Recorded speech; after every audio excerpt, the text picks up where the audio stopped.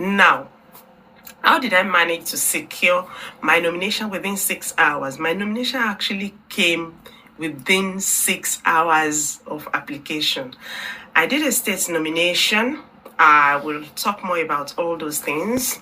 You either get sponsored by an employer, you get sponsored on visa 482, which is like our tier 2, and you wait for a while, then get a PR before you can, you understand, it's a temporary employer nomination pathway. We have the 186 visa, which is permanent residency employer nomination pathway, and I got the state nomination, in which situation all the points that I'm able to accrue from my age, my years of experience, my qualifications, my English language test were used, and the points from my husband's English. Now, how did I manage to secure my nomination within 6 hours? My nomination actually came within 6 hours of application. I did. Well, let someone shout hallelujah. And then you can shake hands with one or two people and say, good morning, God bless you.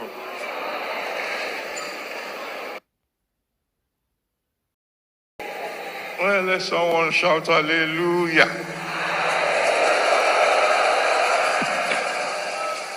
And then you can shake hands with one or two people and say, good morning, God bless you.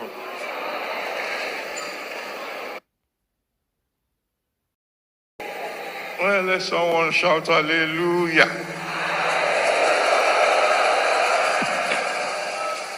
And then you can shake hands with one or two people and say, good morning, God bless you.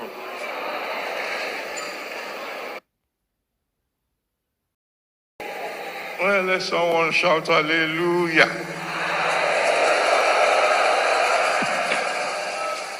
And then you can shake hands with one or two people and say, good morning, God bless you.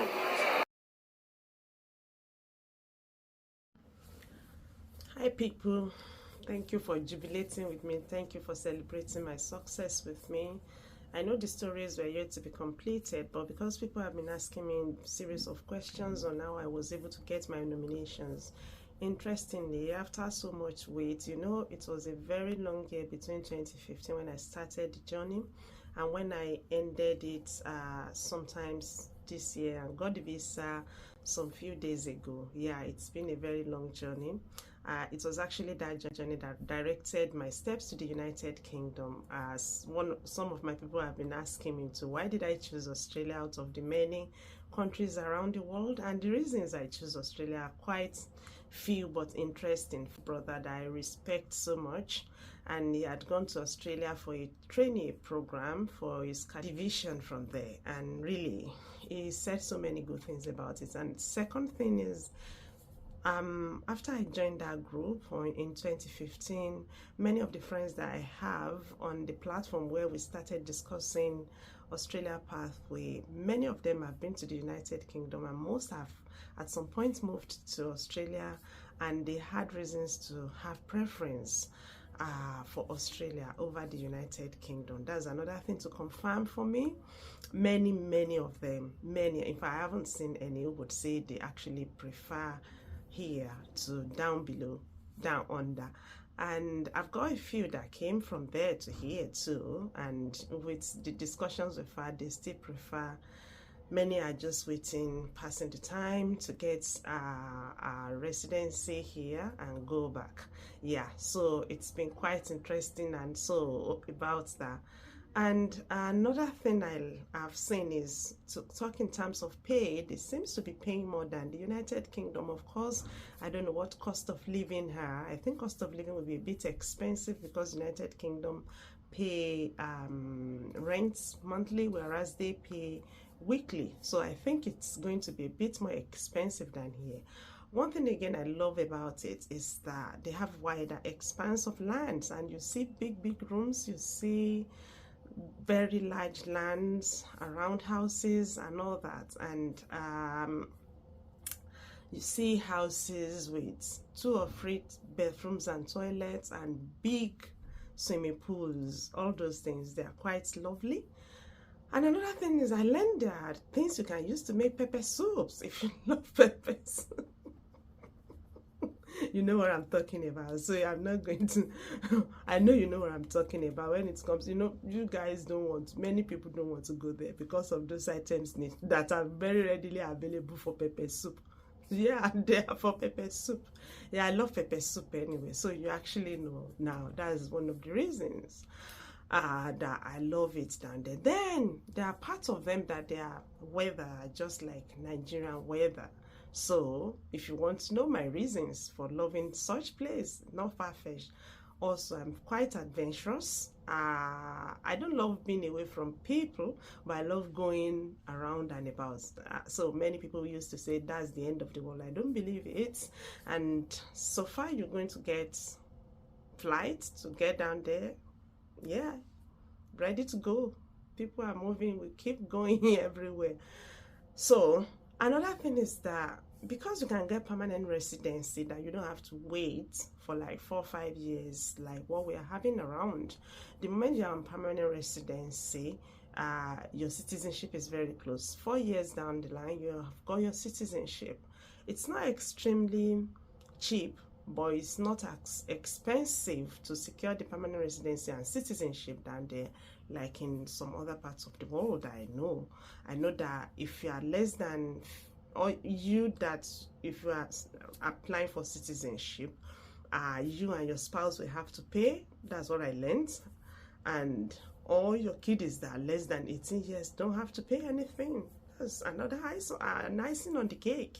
So it's quite beautiful. For those reasons, I love it. Now, how did I manage to secure my nomination within 6 hours? My nomination actually came within 6 hours of application. I did a state nomination. I will talk more about all those things. You either get sponsored by an employer, you get sponsored on visa 482, which is like our tier 2, and you wait for a while, then get a PR before you can, you understand, it's a temporary employer nomination pathway.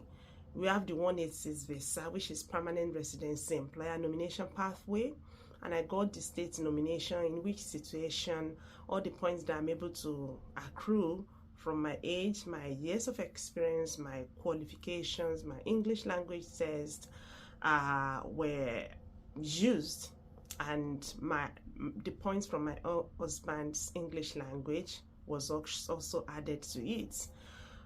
So that way I was able to get the points that I needed. But then I got close to the point that I needed, and the state actually had to add 5 points to push it up to the point where I would be due, I would be fit to be nominated. And so I did my application sometimes around 6 or 7 p.m.-ish, and I got a mail back from the nomination officer around 11 p.m. or thereabouts. And before I knew it, the nomination officer requested for some other information, just one thing, the proof of bank statement of the account that I'm using for everyday or day-to-day transactions. And once I sent that one, before I knew it, the nomination came in. So it was that quite easy, honestly. It was really, really easy for me to secure that nomination. But what were the things that I did? I ensured that I've prepared my English language test ahead of time. And to be fair, I wasn't preparing for visa application when I did the English. It was just out of interest because people were prompting me, please come and help us, come and teach us occupational English language test. And I was like, I haven't done the test before. I've not committed any time to study it. So let me just book it so that I'll be able to study and see how it even tastes. And since I've even finished the test, I've not really trained 1 or 2 people like that. I've been lazing around anyway. I've been idling around in terms of training people who are eating. So I had that. So I was able to get 350 and above in all the modules, which made it possible for me to get 10 points from English. You know, when you don't get anything below band 7 in any of the English tests that you are using for your application, you get straight 10 points. And if you don't get anything less than band 8 in all the modules, then you get 20 points. I was not able to get 20 points. Honestly, I did not even really prepare very well, but then that's not even about it. So I got 10 from them. My age dropped to 15 points. Once you clock 40 points, before you clock 45, your age points will drop to 15. From 32 to 39, you'll be scoring 25 points for age. From 25 to 32, you'll be scoring 30 points for age. That's the best point you can get in regards to Australian age when it comes to visa nomination.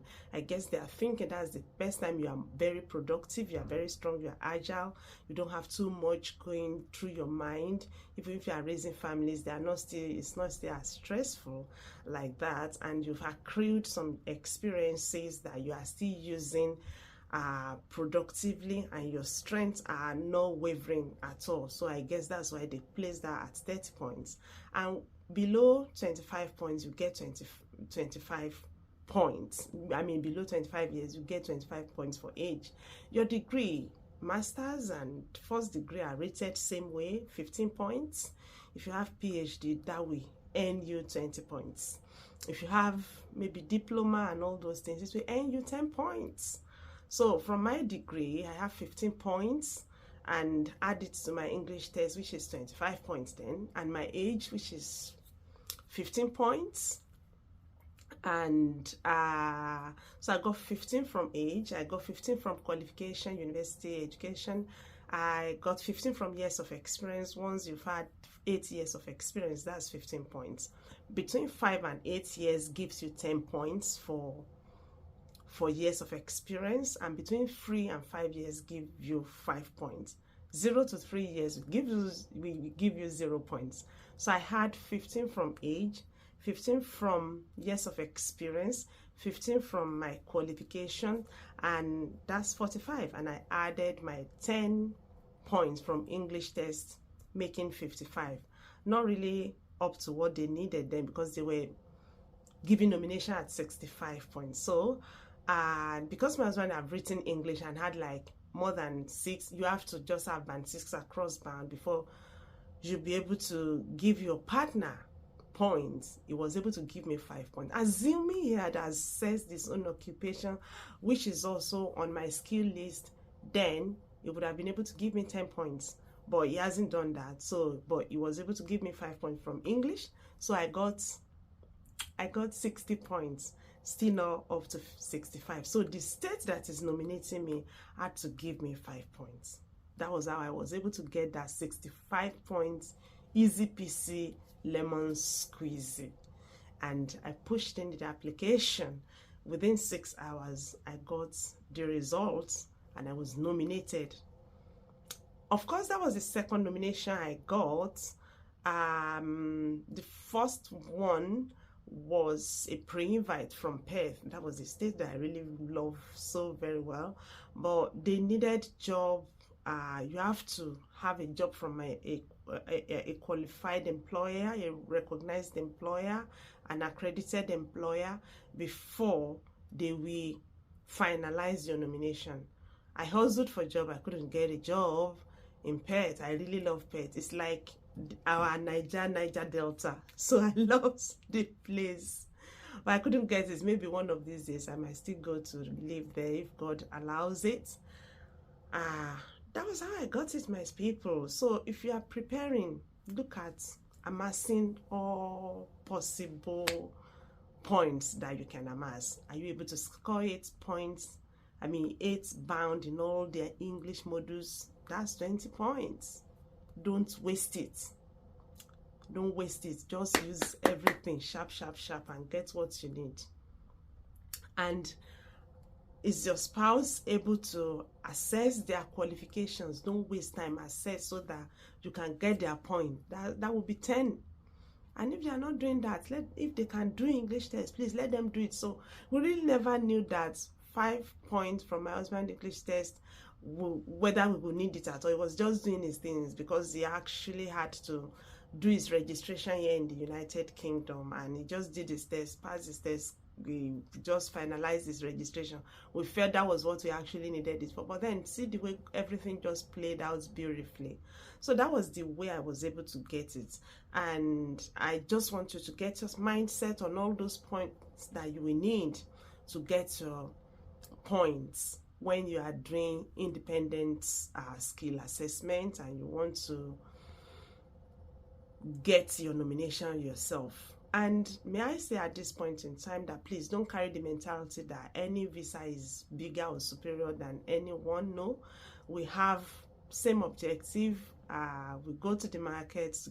What do we go there to do? To purchase things. You can come from the north, from the south, from the east, from the west, from north, south, north, east, northwest, south, south. Meet in the market, purchase whatever you want to purchase, go back home, make good use of them. That's just the essence. It's not the time to flex the muscle. I'm on 189, I'm on 190, I'm on 160, I'm on 3,000. No. Whatsoever you've got, you're not going to be paying somebody else's bills. So there shouldn't be any reason to start reasoning and thinking this is more superior. Of course, I had reasons that I was actually trying not to get employer nominated visa. I actually wanted some degrees of, okay, do I want to work today? Maybe I don't want to work. Do I want to just be doing 12 hours? No, I want to be lazy, but you know, my hands are sort of full and I need some things that could give me some breathers, and committed it into God's hands. I worked it out. If I haven't got that, I possibly would have gone with 186. I actually got some 186. I mean, some employers that were willing to give me 186, and really, I've actually sent my documents out to one before I just decided, oh, I think I need some degrees of relaxation. I need some rest. I've actually also hard in life, and I can only pray to God to bless the works of my hands. That was actually my push. It wasn't to prove a point. It wasn't to say bigger or better, and it's not to tell you guys that you anything. But then, if you can clinch it, why not go for it if it's very much available? But if it's not available, don't waste your time. Jump into 186, jump into 482. We just need the end result. I wish you success in all your efforts. Love. I love you guys. Love you.